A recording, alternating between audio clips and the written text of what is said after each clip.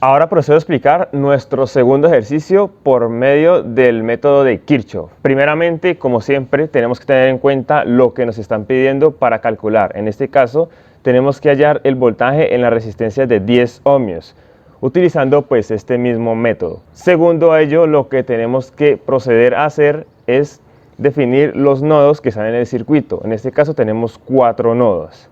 Luego de eso procedemos a pintar las corrientes, ojo, solamente en las resistencias o en algún caso en específico que nos pidan una corriente en una fuente de voltaje o en algún elemento en especial. En este caso, pues solamente en las resistencias. Hay que tener en cuenta que el sentido puede ser cualquiera mientras no tengamos pintada alguna polaridad. Es decir, la corriente siempre va de positivo a negativo cuando estamos hablando de una resistencia.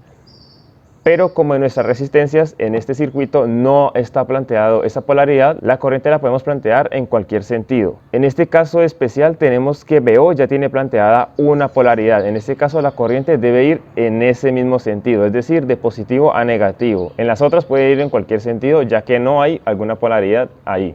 Y luego de eso, pues ya planteadas o pintadas las corrientes, escribimos la respectiva polaridad. Recordar, la corriente va de positivo a negativo. Luego de eso miro qué es lo que me piden para calcular, en este caso el voltaje en la resistencia de 10 ohmios, que es esta de aquí. Entonces, como el voltaje es corriente por resistencia, ya tenemos la resistencia, entonces tenemos que hallar la corriente. ¿Y qué corriente pasa por esa resistencia? En este caso, la corriente I1. Y luego de eso procedo a escribir las leyes de corriente de Kirchhoff en los 3 nodos. En este caso, como tenemos 4 nodos, vamos a trabajar solamente con 3 nodos, ya que según la ley de Kirchhoff tenemos que trabajar la cantidad de nodos total menos 1. En este caso, pues como tenemos 4, vamos a trabajar solamente con 3 nodos. Y eso lo podemos entender como que siempre si tengo n nodos puedo escribir n-1 LIK para resolver. Es decir, tengo 4 nodos, voy a trabajar solamente con 3, los que más me convengan o los que yo quiera. Esto depende del caso. Entonces, para el primer LIK vamos a trabajar este nodo de acá. Entonces empezamos haciendo el nodo. Tenemos menos 3VO más I1 más I2 más 2 igual a 0. Organizando la ecuación tendríamos I1 más I2 menos 3VO igual a menos 2, ya que tenemos variables al lado izquierdo y constantes al lado derecho. Al momento de trabajar con leyes de corrientes de Kirchhoff, la idea es que las únicas variables sean corrientes. En este caso, en esta ecuación que acabamos de sacar, tenemos 2 corrientes, I1 e I2. Pero tenemos otra variable que es VO. La idea es que las variables solamente sean corrientes, así que este voltaje VO lo tenemos que expresar como una corriente, o es decir, una expresión que esté en función de una corriente, es decir, la única variable sea una corriente. Así que para ello vamos a hallar el voltaje VO. Entonces, como ese VO se generó en una fuente de corriente dependiente de voltaje, tenemos que hallar ese voltaje. Ese simbolito, este rombo representa que esto es una fuente dependiente y esa flechita ahí me indica que es una corriente, una fuente de corriente. Así que esta fuente la podemos nombrar o la podemos llamar como una fuente de corriente dependiente de voltaje. ¿De qué voltaje? Ese voltaje VO. Entonces, como necesitamos convertir ese VO en una expresión que esté en función de una corriente, buscamos ese VO en nuestro circuito. En este caso, VO está en la resistencia de 2 ohmios. Así que para ello calculamos ese VO en función de una corriente. En este caso tenemos que ¿cuánto vale VO? Pues VO va a ser igual a 2 por I4, ya que 2 es la resistencia e I4 es la corriente que lo atraviesa. Si multiplicamos la resistencia por la corriente, hallamos ese voltaje VO. Así que ahora procedo a reemplazar lo que equivale VO en función de una corriente a lo que estaba VO en nuestra ecuación anterior. Así que mi ecuación quedaría de la siguiente manera, reemplazando, ¿no? I1 más I2 menos 3, que estaba multiplicando a VO, pero VO es igual a 2I4, todo esto igual a menos 2, que es mi fuente de corriente independiente. Menos 2 es mi fuente de corriente independiente, ya que en el circuito está en una bolita. Entonces, organizando la ecuación tendríamos I1 más I2 menos 6 veces I4 igual a menos 2. Ahí obtenemos nuestra primera ecuación por medio de ley de corrientes de Kirchhoff. Ahora sacamos nuestra segunda ecuación.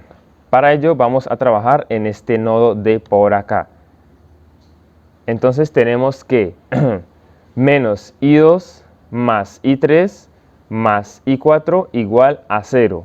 Esta directamente ya está organizada, así que quedaría mi segunda ecuación. Ahora hallamos nuestro tercer LIK o nuestra tercera ecuación. Y lo vamos a trabajar en este nodo de acá. Entonces tenemos que menos I4 menos I2 menos 4 igual a 0. Todas son negativas porque están entrando al nodo. Entonces lo que ahora procedemos a hacer es a operar lo que se pueda operar y a despejar lo que se pueda despejar. En este caso pues podemos operar menos 2 con menos 4, obtendríamos menos 6. Tendríamos menos I4 menos 6 igual a 0. Aquí tenemos una ecuación y una sola variable, así que podemos despejar la única variable y hallarla directamente. Entonces tendríamos que I4 va a ser igual a menos 6 amperios. Al tener esa corriente allá podemos reemplazarla en las ecuaciones anteriores. Entonces tendríamos la ecuación número 1, I1 más I2 menos 6 I4 igual a menos 2. Aquí tenemos I4, así que procedemos a reemplazar I4 por su valor, el cual se halló anteriormente, que es menos 6. Entonces tendríamos I1 más I2 menos 6 por I4, I4 vale menos 6, igual a menos 2. Reemplazamos y obtendríamos I1 más I2 más 36 igual a menos 2. Pasamos el 36 al otro lado porque al otro lado es donde están las constantes. Tendríamos I1 más I2 igual a menos 2 menos 36. Operamos y mi primera ecuación ya reemplazada, I4, sería I1 más I2 igual a menos 38. Esa sería mi primera ecuación, ya con el valor de I4 reemplazado. Ahora vamos a reemplazar I4 en la ecuación número 2. Tendríamos menos I2 más I3 más I4 igual a 0. Entonces reemplazamos I4, tendríamos menos I2 más I3 más I4 que vale menos 6 igual a 0. Y mi segunda ecuación ya con I4 reemplazado, eliminando una variable de mi sistema, tendríamos menos I2 más I3 igual a 6. Entonces, como tengo 3 incógnitas y 2 ecuaciones, debo completar el sistema de ecuaciones con un LBK, o sea, una ley de voltajes de Kirchhoff. Así que como necesito completar esto, vamos a trabajar con esta malla de acá. Entonces, el LBK queda de la siguiente manera: menos 10 I1 más 4 I2 más 5 I3 igual a 0.